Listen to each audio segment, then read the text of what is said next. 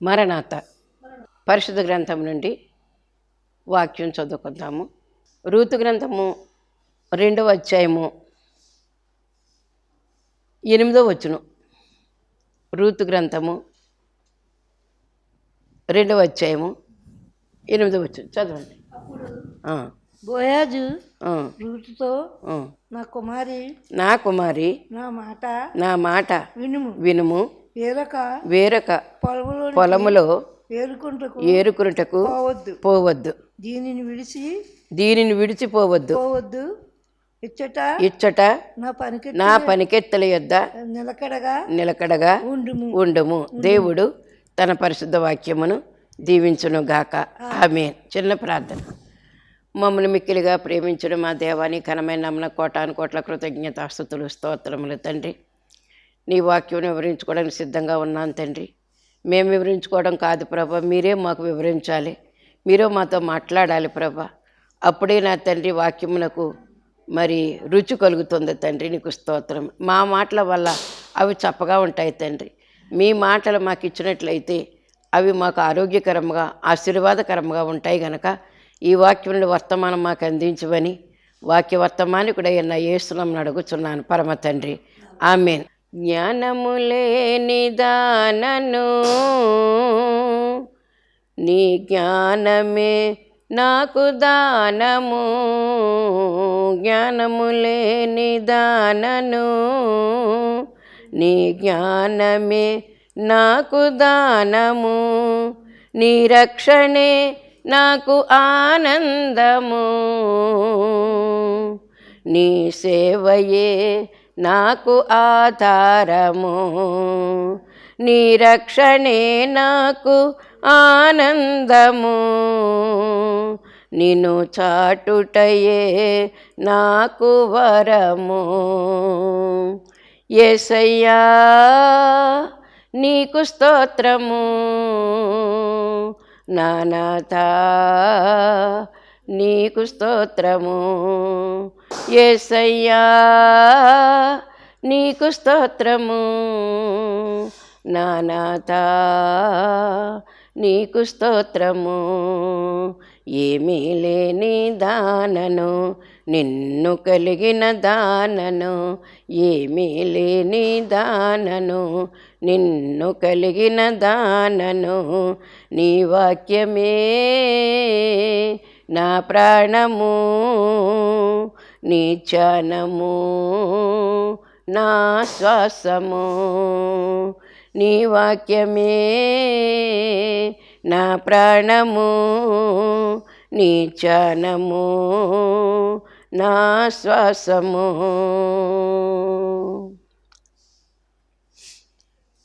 దేవుని నామమున స్తోత్రం. మీ అందరికీ నా మరణాత.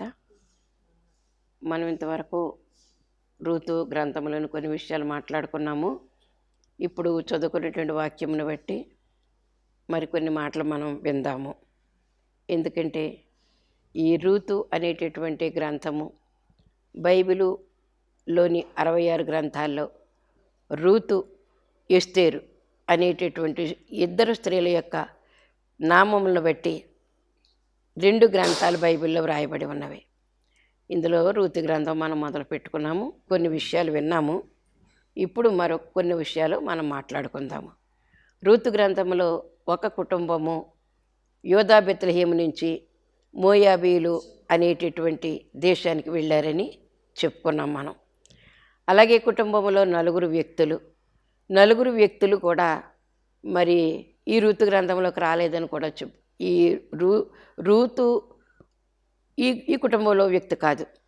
అయినప్పుడు కూడా రూతు ఈ కుటుంబంలో కలిసి ఒక గ్రంథముగా ఒక పేరు ఏర్పాటు చేయబడింది. అంటే ఆ బిడ్డ ఎంతగా ఇశ్రాయేలు యొక్క దేవుణ్ణి, ఈ నయోమి గారి యొక్క దేవుణ్ణి అత్తుకుని ఉన్నదో ఆ విషయాలు ఇప్పుడు మనం చెప్పుకోవడానికి దేవుడు ఇచ్చినటువంటి గొప్ప అవకాశము. ఈ గ్రంథంలో మరి 4 పేర్లున్నాయి, 4 వ్యక్తుల పేర్లున్నాయి. మొట్టమొదటి కుటుంబ యజమాని అయినటువంటి ఎలీమెలకు అనేటటువంటి ఒక వ్యక్తి యజమానుడు కుటుంబానికి. ఆ యజమానురాలి యొక్క పేరేమో నయోమి. కనుక ఎలీమెలకు అనేటువంటి మాటకు ఈ యొక్క అర్థం ఉంది. పెద్దలైనటువంటి వారు చెప్పినటువంటి మాట అనమాట. ఏమంటే నా దేవుడే నా రాజు అని అర్థమట. ఎలీమెలెకు కంటే నా దేవుడే నా రాజు అంత గొప్ప తీర్మానం చేసుకున్నాడంటే ఇందులో ఎంత ఉన్నతమైన స్థానం దేవునికి ఇచ్చాడో దాన్ని బట్టి మనకు అర్థమవుతుంది. నా దేవుడే నా రాజు అని అటువంటి తీర్మానం దేవుని పక్షంగా మనము చేసుకోవాల్సినటువంటి వారమై ఉన్నాము. అంచేత జీవితం అంతా దేవుడే నాతో ఉంటాడని దీని అర్థం. దేవునికే ఒక్క ప్రత్యేకమైన స్థానం ఇచ్చేస్తాడని అర్థం. ఎలీమెలెకు అంత గొప్ప వ్యక్తి. అయితే మరి భార్య పేరేమో నయోమి. ఈ నయోమి అంటే అర్థం ఏంటో తెలుసా? మధురము. చాలాసార్లు విన్నాం, అయితే మర్చిపోతాం అన్నమాట. మనం మర్చిపోతాం, విన్నదే మనకు అలవాటైందే. నయోమి అనగానే మనకి ఏమొచ్చేయాలంటే మధురమనేటువంటి మాట గుర్తుకొచ్చేయాలి. దాన్నే మధురం అంటే కనుక దాన్ని ఏమంటారంటే స్వీట్ అంటారు. స్వీట్కి చాలా స్వీట్ ఉంది, చాలా స్వీట్ ఉంది అంటాం కదా, దాన్నే మధురం. స్వీట్ అంటే తీపి అంటాం, కానీ మధురం అంటే ఇంకా ఎక్కువ అనమాట, ఇంకా ఎక్కువ. కనుక అంత మధురం అనమాట. ఎంత మధురమైనటువంటి ఆ పేరుకి అర్థం అనమాట. నయోమి అనగానే ఆ పేరుకి అంత అర్థం వచ్చిందనమాట. ఇంకా ఏంటో తెలుసా? ప్రియము. ప్రియం అంటే ఎవరిని అంటారు? మన పిల్లల్ని అంటాం, మన భర్తను అంటాం, మన భార్యను అంటాము ప్రియమైన అని. కుమారుడు కుమార్తె అని ప్రియమైన అని అంటామన్నమాట. అయితే ఈ ప్రియమైన ఇంకో మూడోది ఏంటంటే సంతోషం అని కూడా అర్థం అంటండి. 3 అర్థాలు ఉన్నాయి. ఇప్పుడు ఎలీమెలెకు గారికి ఒకటే కానీ అర్థం, ఈ నయోమి గారికి 3 అర్థాలు వచ్చాయన్నమాట అండి. నయోమి అనగానే మధురం అని తెలుసుకోవాలి మనము. రెండోదేమో ఏంటంటే ప్రియమని తెలుసుకోవాలి. మూడోదేమో సంతోషము. సంతోషం ఆ పేరుకే అన్ని రకాలు ఉన్నాయటండి. ఇంకోటి ఏంటంటే మొట్టమొదటి ఇంగ్లీష్లో మనం చెప్పుకోవాలంటే మధురం అంటే స్వీట్ అని చెప్పాను కదండి. స్వీట్గా అనమాట అండి. ఎంత స్వీట్ అనే మాట మనం చెప్పామంటే మన ఒళ్ళంతా కూడా సంతోషంతో నిండిపోతుంది అనమాట అండి. ప్రియం అంటే ఇష్టం. ప్రియం అంటే ఇష్టం అనమాట. ఇష్టం అనేటటువంటి ప్రియము అనేదానికి ఇష్టం అనేటువంటి అర్థం అనమాట. అంటే మై డియర్ అంటారు కదా, my dear son, my dear daughter, my dear love అంటారు. కనుక లవ్ అనమాట అండి. ప్రియము అంటే ప్రేమ అనమాట. మూడోది ఏంటంటే మరి మనం చెప్పుకున్నటువంటి మాట సంతోషము.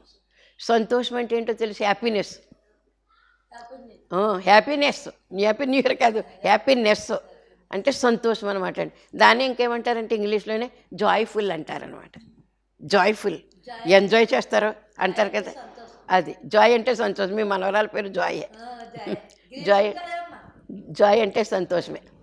అయితే మరి దేవుని యొక్క మహాకృపను బట్టి నయోమికి అన్ని అర్థాలు ఉన్నాయండి.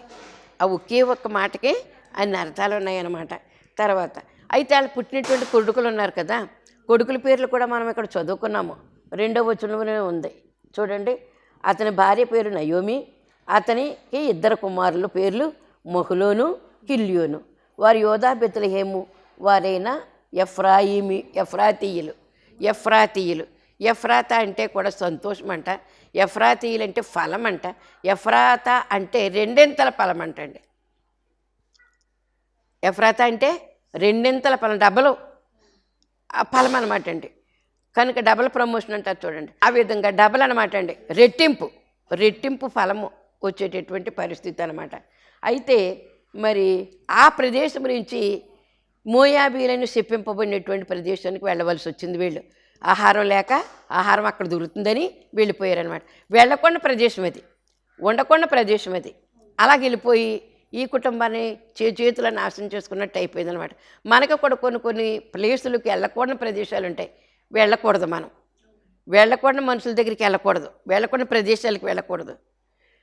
మాట్లాడకుండా మనుషుల దగ్గర మనం వెళ్ళకూడదు. వెళ్ళామంటే ఎలాగోలాగానే అటాచ్మెంట్ అయిపోతాం మనం అందులోకి. ఎలాగో ఇన్క్లూడ్ అయిపోతాం అందులోకి. ఏదో ఒక మాట కలిపేస్తారు. వాళ్ళే వీళ్ళు అయిపోతారు. అందుకని చెప్పి దుష్టుల ఆలోచన చొప్పున నడుక ఎక్కడుంది అది? కీర్తన గ్రంథము 1వ అధ్యాయంలో దేవుడు చెప్పేస్తాడు. ఎవరి దగ్గరికి వెళ్ళకూడదు? దుష్టుల ఆలోచన చొప్పున నడువక, పాపుల మార్గమున నిలువక. చూసారా? వెళ్తే వెళ్ళవు కానీ నిలవక, అక్కడ వచ్చే వెళ్ళకూడదు. వెళితే కనుక అక్కడ నిలబడకు, అక్కడ కూర్చోకు. అపాసలు కూర్చున్న చోట నువ్వు కూర్చుండక. చూసారండి ఎంత మంచి మాటలు దేవుడు చెప్పాడో మనకి, దావీదు గారి ద్వారాగా మనకి. కానీ ఏం చేస్తామంటే ఏదో ఏం జరుగుతుందో చూద్దామను, లేకపోతే వాళ్ళు ఏదో రమ్మన్నారనో ఏదో రకంగా మనం వెళ్ళిపోవాలనేటువంటి మనసు వచ్చేస్తుంది అనమాట మనకి. అంచేత మనం ఏం చేయాలంటే ఎక్కడికి ఉండాలి అక్కడికే ఒక సరిహద్దు ఉంది మనకి. దేవుడిని నమ్ముకున్న బిడ్డలకి ఏముందండి? ఎందుకు సరిహద్దు ఉంది? ఇంకా లోకంలో ఉండలేము మనం. లోకంలో నుంచి వచ్చేసాం, మనం బయటికి వచ్చేసాం. దేవుడు పిలిచేసుకున్నాడు మనల్ని. ఎప్పుడైతే బాప్తిసం తీసుకున్నామో దేవుడు మనల్ని పిలుచుకున్నాడు. అందుకే దాన్ని ఏమంటారు ఇంగ్లీష్లో కాల్డ్ అవుట్ పీపుల్ అంటారంట. Called out. దేవుడు ఏం చేస్తాడంటే కాల్ చేశాడు మనల్ని. కాల్ చేయడం కాదు, పిలిచాడు, ఫోన్ చేశాడు. కాల్ అంటే ఫోన్ కాల్స్ లాగా. అందుకని మనల్ని అక్కడి నుంచి ఫోన్ చేసి మనల్ని కేకేస్తాడు. ఇంకా మనం వచ్చేసాం. తండ్రి కుమార పరిశుద్ధాత్మ పేరట మనం బాప్తిసం పొందాము, వచ్చేసాం. ఇంకా మనది ఒక ప్రత్యేకమైనటువంటిది, మనకు ఒక పొలిమారు ఉంటుంది, ఒక సరిహద్దు ఉంటుంది మనకి.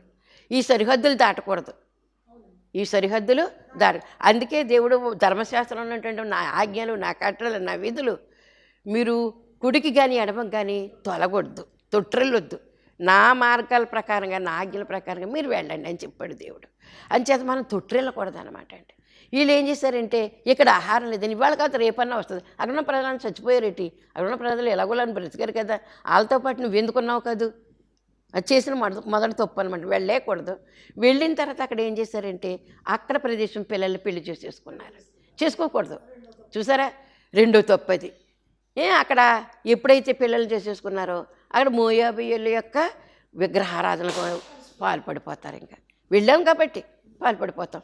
అంచేత అక్కడికి చెయ్యకూడని పనులు, వెళ్ళకూడని స్థలాలు, అందుకు మనం వెళ్ళకూడదు అంతే. అలాగే ఎందుకు వెళ్ళకూడదని ప్రశ్నించే వాళ్ళు ఉంటారు. వెళ్ళకూడదంటే దేవుడు చెప్పాడు వెళ్ళకూడదు అంతే. తినకూడదని చెప్పాడు దేవుడు, తినకూడదు అంతే. ఇంకా అలా లోకంలో కలిసిపోకూడదని చెప్పాడు, కలిసిపోకూడదు అంతే. ఇంకా దానికి ఎందుకు ఏంటని ప్రశ్నలు ఉండకూడదు. అదే అనమాట మనం గమనించవలసినటువంటి గొప్ప సంగతి ఏంటంటే ప్రభు చెప్పారు. అందుకే దేవుడు చెప్తాడు, ఎందుకు నా బుర్ర తినేస్తారు అస్తమానను, నాకు తిరుగుబాటు చేస్తారు. ఇశ్రాయేలీని అస్తమానం కూడా ఏం చేశాడంటే వాళ్ళు అస్తమానం తిరుగుబాటు చేసేవారు. తిరుగుబాటు చేసి ఎందుకు నేను మిమ్మల్ని పిలుచుకున్నానా, స్థాపించుకున్నానా, మీరు నా సొంత బిడ్డలు అనుకున్నానా, ఏంటి మళ్ళీ ఎలాగ వస్తుంది? అస్తమాన దుఃఖమే ఆయనకి వేదన కలిగించేసినటువంటి ప్రజలు. ఆనాడు వాళ్ళు కలిగించారు, ఈనాడు క్రీస్తుని పేరు పెట్టుకుని మనం కలిగించేసుకుంటున్నాము. ఇప్పుడు దుఃఖం కలిగించేస్తున్నాం. ఆయన మార్గాన్ని తప్పామంటే చాలు, ఆయనకు దుఃఖం కలిగించేస్తామని అర్థం. ఈ కుటుంబం కూడా ఏం చేశారంటే వెళ్ళకుండా ప్రదేశంలోకి వెళ్ళిపోయి, అది చెప్పింపబడినటువంటి ప్రదేశం. ఎవరో తెలుసా? మోయాబీలు. మీకు తెలుసా ఈ చరిత్ర? మోయాబీల చరిత్ర తెలీదా? మోయాబీలు చరిత్ర అంటే ఎవరో తెలుసా? ఇప్పుడు ఆదికాండం 19వ అధ్యాయంలో లోతు చరిత్ర ఉంటుంది. లోతు కుమార్తెలు ఇద్దరు. తల్లి ఏమైంది వెనక తిరిగి చూడొద్దంటే చూసేస్తున్నదిగా. మరి అదే అనమాట ఆజ్ఞను అతిక్రమించడం అంటే అదే. చేతులు పట్టుకుని దేవదూతలు వాళ్ళని బయట తీసుకొచ్చి సుధుమ గుమ్మరాలు నాశనం. అప్పుడు బయట వస్తూ చెప్పాడు దేవుడు ఏమనంటే మీరు వెనక తిరిగి చూడకండి అంటే. ముందేమో తండ్రి వెళ్తున్నాడు అంటే లోతుగారు వెళ్తున్నారు, తర్వాత పెద్ద కూతురు, తర్వాత చిన్న కూతురు, తర్వాత భార్య వెళ్తున్నారు. వాళ్ళందరూ పాపం ముందుకు వెళ్ళిపోతున్నారు, ఇంక వెనక తిరిగి చూడలేదు.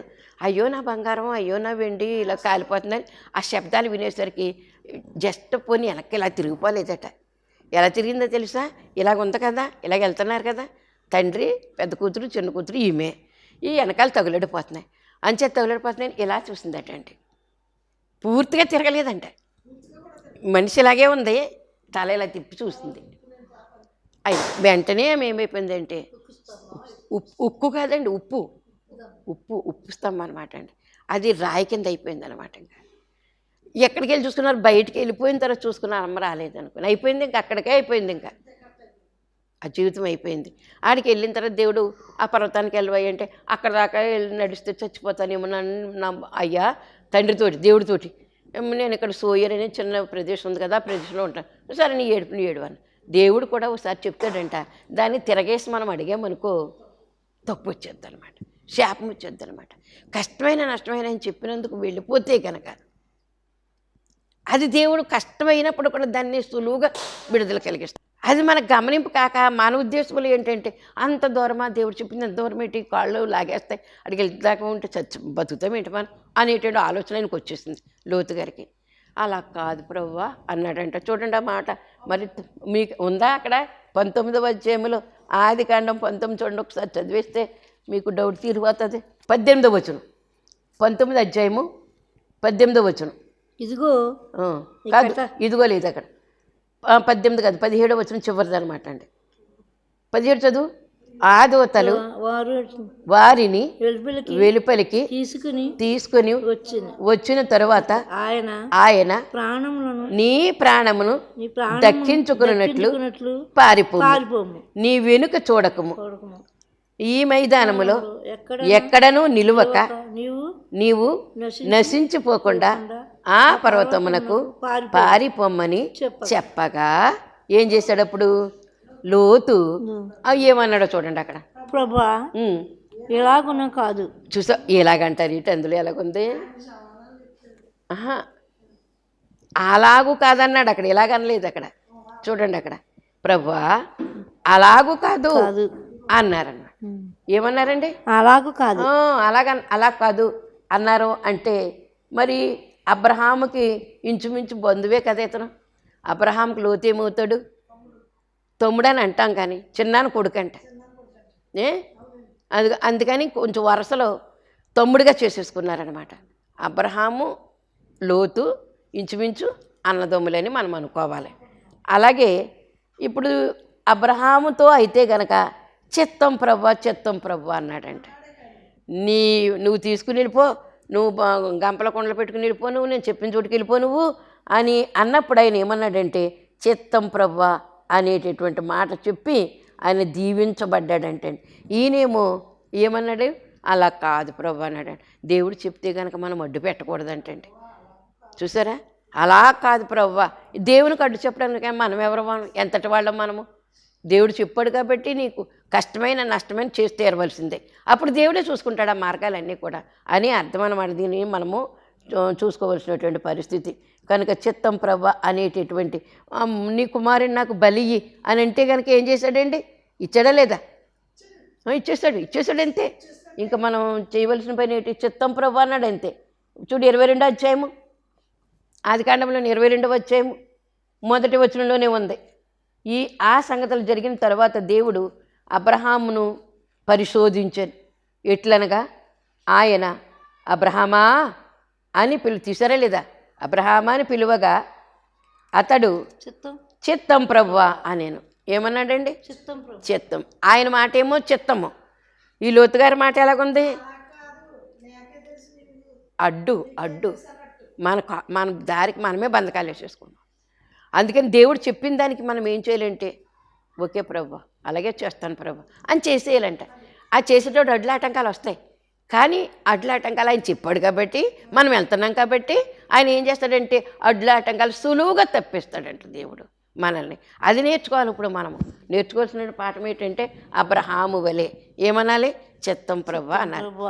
అమ్మ అంతేనా? అంచేత ఇప్పుడు మళ్ళీ రూతు గ్రంథంలోకి వచ్చేయండి. ఎందుకు చెప్పానంటే మీకు నేను అది ఆ మాట ఎందుకు చెప్పాల్సి వచ్చింది? వెళ్ళకూడదు అసలు. యోధా బెత్లెహేములో రొట్టెలు ఇల్లు అన్నారు కాబట్టి దాన్ని ఆహారపు ఇల్లు అంటది. ఒకవేళ కొంచెం కరువు వచ్చినా ఓర్చుకోవాలన్నమాట. ఆ ఓర్పు లేక ఏం చేశారంటే ఎక్కడెక్కడ ఆహారం దొరుకుతుందో కనుక్కుని మోయాబు దేశంలో ఏం చేశారనమాట అంటే ఆహారం ఉందని అక్కడికి వెళ్ళిపోయారనమాట. అది శపించబడినటువంటి దేశం. ఇప్పుడు లోతు అన్నాం కదా, ఈ లోతు అలా కాదు ప్రభు అని ఎప్పుడైతే అన్నాడో భార్య ఉప్పు స్తంభం అయిపోయింది. రెండోది ఏం జరిగింది? ఆ తెల్లారు లేసేసరికి అక్కడ ఎవరో లేరు, పురుషులు ఎవరో లేరంట. అక్కడ ప్రజలు లేరు. ఆ చిన్న ప్రదేశంకి వెళ్ళారు. మనతోటి రావడానికి ఎవరో కూడా లేరు పురుషులు. మనం సంతానం కలిగించుకోవాలని వాళ్ళకు ఒక దురుద్దేశం వచ్చేసింది ఆ కుమార్తెలకి. ఎప్పుడైతే దురభిప్రాయం వచ్చేసిందో వాళ్ళు ఏం చేశారు? తప్పు చేశారు. ఏం చేయకూడదో చేసేసారు. వాళ్ళు తండ్రితోటి పాపం చేశారు. పాపం చేసే అంటే వాళ్ళ ఉద్దేశం ఏంటి? ఏదో ఒక సంతోషంగా ఆడేసుకోవాలని కాదు. ఇది మనకు సంతానంగా ఎవరు లేరు. ఎవరో ఒకరిని ఇచ్చిన దేవుడు, ఏమవుతుందో తెలియదు. కానీ వీళ్ళు ఏం చేశారంటే తొందరపాటు అనమాట అండి. లోతు దగ్గర తొందరపాటు ఎక్కువ ఉంటుందంటండి. ఆ తొందరపాటు త్వరపాటు రెండు ఉన్నాయి మాటలు. తొందరపడిపోవడం అంటేనేమో కంగారు పడిపోయి ఆడాడు పడిపోయి ఇందులో తట్టిపోయి అందులో తట్టిపోయి పెడతామంట, అది తొందర. త్వరపడడం అంటేనేమో నీట్గా ఏ టైంకి అయితే చెప్పారో మీ ఆయన పిల్లలు రమ్మన్నా కానీ అమ్మ నేను 10ంటికి వస్తాను మీరు సిద్ధంగా ఉండండి అన్నారే అనుకో, త్వరగా చేసుకుంటామంట. అందులో ఇందులో తొందర పడకూడదంట. ఆడావిడ కంగారు, తొందరపడటం ఇవన్నీ లోతు దగ్గర జరిగాయంటండి. ఏది ఎక్కడ పెట్టాలో కంగారు పడిపోతున్నాం. కంగారు పడితే పనులు అవుతాయా? ఇంకా ఎక్కువైపోతుంది, టైం ఎక్కువైపోతుంది, పనులు జరగవు. తొందర పెడితే, కంగారు పడితే నిదానంగా. అందుకే దేవదాసయ్య గారు రాసిన పాటలో ఏముందంటే, ఏమనుంది? ఎన్ని పనులు ఉన్నా కానీ అంతకంటే ఎక్కువ ప్రార్థన చేయాలని ఉంది. ఎక్కువ పనులు ఉన్నా నాడే ఎక్కువ ప్రార్థన చేయవలెను అని ఉంది కదా. తొందరపడకూడదు. త్వరపడాలంట కానీ తొందరపడకూడదు. ఈ రెండిట్లో ఎంత తేడా ఉందో చూసారా? తొందరపాటు, త్వరబాటు. త్వరగా అంటే నీట్గా చేసుకుంటామంట మనం. అదే టైంకి కంగారు పడకుండా ఉంటే కడుపులోనేమో త్వరపడాలి, ఆ టైంకి సిద్ధపడిపోవాలి.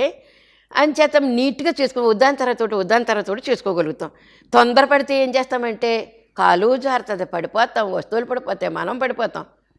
తొందరపడటానికి వీల్లేదు. తొందరపాటు అంటే కంగారు ఎత్తిపోతాం అన్నమాట. ఆడావిడ ఎత్తిపోతాం, పనులు జరగవు. ఎక్కడ పనులు అక్కడే ఉంటాయి, టైం అయిపోతుంది. ఏం చేసుకోను? త్వరపాటు కావాలి. ఇదిగో నేను త్వరగా వచ్చాను ప్రభు చెప్పారండి. ప్రభు మాట్లాడి తొందరపడ్డాడు ఆయన. త్వరగా వస్తున్నాను అన్నారు. మనం కూడా ప్రభువా త్వరగా రానాయన, తీసుకుపోతండ్రి, ఈ గందరగోళం నుంచి మమ్మల్ని తీసుకుపోతండ్రి అనేటటువంటి మాట మన దగ్గర నుంచి ఆన్సర్ ఆయనకి ఇవ్వాలి. మనం సిద్ధపడిపోయిన ప్రభా ఇంక తీసుకుపోతండ్రి అనాలంట. మనం నేను సిద్ధపడిపోయిన ప్రభా ఇంకెందుకు నాయన, ఇంక ఈ మళ్ళీలో ఈ సిద్ధపాటు మళ్ళీ నువ్వుగా ఆలస్యం చేస్తే కనుక మళ్ళీ మాలిన్యంలో పడిపోతాను, మళ్ళీ లోకంలో పడిపోతాను, మళ్ళీ ఏదో కొండలో కుర్తి లేకలా కొట్టుకుంటా ఉంటాను. అంచేత నువ్వు వచ్చే ప్రభా తొందరగా. పెండ్లి కుమార్తె ఆ మాట పలకాలంటండి. ఏమని? అయ్యో ప్రభా అప్పుడే వచ్చేస్తే ఎలా తండ్రి, ఇంకా పెళ్ళది, పిల్లకి సంతానం లేదు, ఇంకా ఏదేదో ఉంది కదా ప్రభా, అలాంటప్పుడు ఇప్పుడప్పుడే వచ్చేస్తే ఎలా ప్రభా అన్నామనుకో, లోతుగారిలాగా అయిపోద్ది అనమాట పరిస్థితి. లోతు కుటుంబం అబ్రహాం కుటుంబం. అబ్రహాం నేటి వరకు కూడా విశ్వాసులకు తండ్రి అనిపించుకుంటున్నాడు. నేటి వరకు కూడా అబ్రహాం సంతానం అని మనకు పేరు వచ్చేసింది కదా, దేవుడి ఇచ్చేసిన బిరుదు.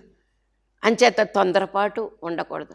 చిత్తం ప్రభా, పిల్లోడిని బలిచ్చే, చిత్తం ప్రభా నువ్వు వెళ్ళిపో ఇక్కడి నుంచి, నీకు ఇంత అందంగా అన్నీ అమర్చిపెట్టి ఉన్నాయి, ఇక్కడ బాగానే ఉన్నావు, కానీ నేను చూపించిన దేశానికి వెళ్ళండి, అక్కడ ఏముంటాయి ప్రభా, తిండి ఉంటుందా, సదుపాయాలు ఉంటాయా అడిగాడా అండి? అదే అన్నమాట. విశ్వాసకి ప్రశ్నలు ఉండకూడదు. దేవదాసయ్య గారు చెప్పారు, విశ్వాసకటండి ప్రశ్నే ఉండకూడదటండి. రేపు 4 గంటలకు వచ్చేయండి అని ఎస్తేర్ గారు మీరు వచ్చి చేయమని నువ్వు వచ్చేయని అన్నాను అనుకో, ఎందుకండి, ఏ ఊరు వెళ్తారండి? అవునండి, కారు మీద అండి, బస్సు మీద అండి, ఎన్ని ప్రశ్నలు వచ్చేస్తాయి మనకి, అవునా కదా? కానీ విశ్వాసకి ఏమి ఉండకూడదంటండి, ప్రశ్నలు ఉండకూడదన్న. రమ్మన్నారు, వెళ్ళిపోవటమే. 10ంటికి అన్నారు, నువ్వు ఎలా సిద్ధపడి వచ్చేసి. అది త్వరగా. తొందరపాటు ఎప్పుడు వస్తుందండి? ప్రశ్నించాకే తొందరపాటు వచ్చేద్ది మనకి. ప్రశ్నలు ఉండకూడదు. దేవదాసయ్య గారు చెప్పినటువంటి మాట, లోబడి వెళ్ళిపోవలసింది. రెబ్బకా ఏం చేసిందండి? రెడీ ఈ మనిషితో వెళ్తావా నువ్వు అన్నారు వాళ్ళు. రెడీ. అంతకుముందే ఏం చేసింది? ముక్కు కమ్మి చేతికి కడియం పెడితే ఏం చేసింది? చేతులు ఇచ్చేసింది, ముక్కు కమ్మి పెట్టి ఇచ్చేసుకుంది. అయ్యో మా అమ్మ తిడతాను, మా అన్నయ్యలు ఉన్నారు తిడతారేమో, ఇదేంటి ఎవరో పరాయి ప్రదేశం నుంచి వచ్చాడు ఇలా నాకు పెట్టేస్తున్నాడు ఏంటి అని విలపెడతాను. ప్రశ్న కూడా వేయలేదండి. నగలిస్తుంటే రెడీ అందంట, ఇంటికి వస్తానంటే రెడీ అందంట, ఇంకా ఏమన్నది ఎక్స్ట్రా పలికిందంట, ఆహారం ఉంది, నీ పశువులకి ఒంట్లకి మేత ఉంది, రెండు అనేది. దేవుని ఆత్మ ఉంటే అలాగ రెడీ అంటామట. ఆలోచన చేసుకోవడానికి అప్పచెప్తూ మనం ఆలోచన చేసుకోవాలి, దేవునికి అప్పచెప్పుకోవాలి సమస్తని. అప్పుడు మనం ముందడుగు వేసేయగలుగుతాం అన్నమాట. లేకపోతే వెయ్యలేమండి. మనం ముందడుగు వేయాలంటే ఎన్నో అడ్లు వచ్చేస్తాయి మనకి. ఒంట్లో బాగాలేదు కదా, ఎందుకు వెళ్ళాలి ఇప్పుడు, రేపు ప్రార్థన కదా, రేపు వెళ్ళొచ్చు కదా, ఇలాంటి మీమాంసలు వచ్చేస్తాయి అన్నమాట మనకి. త్వరగా రెడీ. ఆవిడ వచ్చేసింది, రెడీగా వచ్చేసింది. ఏముంది అక్కడ? అడిగిందా? ఏం అడగలేదు, వచ్చేసి. విశ్వాసం అలాగే వెళ్ళిపోవాలటండి. అప్పుడు దేవుడే చూసుకుంటాడట. మన ప్రయాణాలు, మన ప్రయత్నాలు అన్నీ కూడా దేవుడే చూసుకుంటాడు. ఇప్పుడు ఇక్కడ మనం ఎక్కడ ఆగిపోయాము? ఇప్పుడు ఎలీమెలకు అనేటటువంటి ఆ వ్యక్తి దగ్గర ఆగిపోయాము. ఇప్పుడు ఆయన రొట్టెలీలు విడిచిపెట్టి ఎక్కడికి వెళ్ళాడు? శాపగ్రహమైనటువంటి ఆ మోయాబ్ దేశానికి వెళ్ళిపోయాడు. ఇప్పుడు ఈ మోయాబ్ అంటే ఇందాక నుంచి మళ్ళీ లోతు దగ్గరికి వెళ్తున్నాం, మళ్ళీ ఎక్కడికి వస్తున్నాము? ఈ మోయాబ్ ఎవరు అంటే కనుక అర్థం చేసుకోండి. మోయాబు ఎవరంటే ఆ లోతు యొక్క కూతుళ్ళకు పుట్టినటువంటి వాళ్ళు, ఆ సంతానం. అమ్మోనీయులు, మోయాబీయులు. పెద్ద కూతురికి పుట్టిన వాళ్ళు మోయాబీయులంట. ఆ కొడుక్కి మోయాబు అని పేరు పెట్టిందంట. వాళ్ళు మోయాబీయులు. చిన్నదానికి ఓ కొడుకు పుట్టాడు. ఆ కొడుకు పుడితే బెన్నమ్మి అని పేరు పెట్టిందంట. ఆ బెన్నమ్మి ఆ సంతానం వాళ్ళని అమ్మోనీయులు అన్నారట. ఏదండి ఇప్పుడు ఏంటంటే వీళ్ళిద్దరు పుట్టిన వాళ్ళు ఈ 2 సంతానాలు. అప్పుడు దేవుడు కోపం వచ్చిందనమాట అండి. వీళ్ళు 10 తరాల వరకు కూడా నా సమాజంలో చేరటానికి వీలు లేదని చెప్పేశాడు దేవుడు. 10 తరాల వరకు కూడా. ఎందుకంటే వీళ్ళు తప్పు చేశారు. వాళ్ళకి కావాలంటే పురుషులు నేను ఇవ్వనా, అలాగే పెళ్ళిళ్ళు చేయనా అని దేవుని యొక్క ఉద్దేశం అనమాట. వీళ్ళు తొందరపడ్డారు. ఎక్కడి నుంచి వచ్చేసింది? తండ్రి దగ్గర నుంచి తొందరపడ్డారు. కానీ లోతు నీతిమంతుడంట పాపం. అవునా కదండి? ఆమేన్. ప్రభువా వందనాలు, స్తుతులు, కృతజ్ఞతలు తండ్రి. రూతు గ్రంథంలోని కొన్ని విషయాలు మేము చెప్పుకున్నాము. ఈ చెప్పుకున్నటువంటి విషయాల్లో ఉన్నటువంటి ఈ యొక్క అర్థాలు మేము బాగా గ్రహించుకొని ఆ చొప్పున నీ సన్నిధిలో సాగిపోవటానికి, మరి వారు పొందినటువంటి దీవులు మేము కూడా పొందడానికి కొరకు దయచేసి మీరు మహిమ పొందమని అతి శీఘ్ర కాలంలో పెండ్లి కుమారుడిగా మా కొరకు రానయ్యన్న ఏ శ్రమను అడుగుచున్నాం పరమ తండ్రి. ఆమేన్. మరణాత. సత్యవతి గారు వారి సహోదరి యొక్క కుమారుడు మరి యాక్సిడెంట్లో ప్రమాదంలో మరి భుజంతకు చేరారు. అప్పుడు ఆ టైంలో చాలా మరి ఏమైపోతుందో తెలియదు అన్నట్లుగా బాధపడి నాకు ఏదో అయిపోతుందని చెప్పేసి ఫోన్ చేసింది తల్లి సత్యవతి గారు. ప్రార్థన చేయగా దేవుడు ఆ కుమార్తెను బలపరిచారు, మళ్ళీ శక్తినిచ్చారు. ఇంకా ఎవరూ లేరు దగ్గర అనేటువంటి బాధ వేధించింది. కానీ దేవుడు స్వస్థపరిచి ఆరోగ్యం ఇచ్చి మరి జీవం ఇచ్చారు. సాక్ష్యం చెప్పుకుని కానుక వేసుకుంటున్నారు. లలిత స్తుతులు రాసిన తర్వాత మరి షుగర్ టెస్ట్కి వెళ్ళారు. దేవుడు ఇబ్బంది లేకుండా చేశారు. సాక్ష్యం దీవించును గాక, దేవుడు కార్యం జరిగించును గాక. ఆమేన్.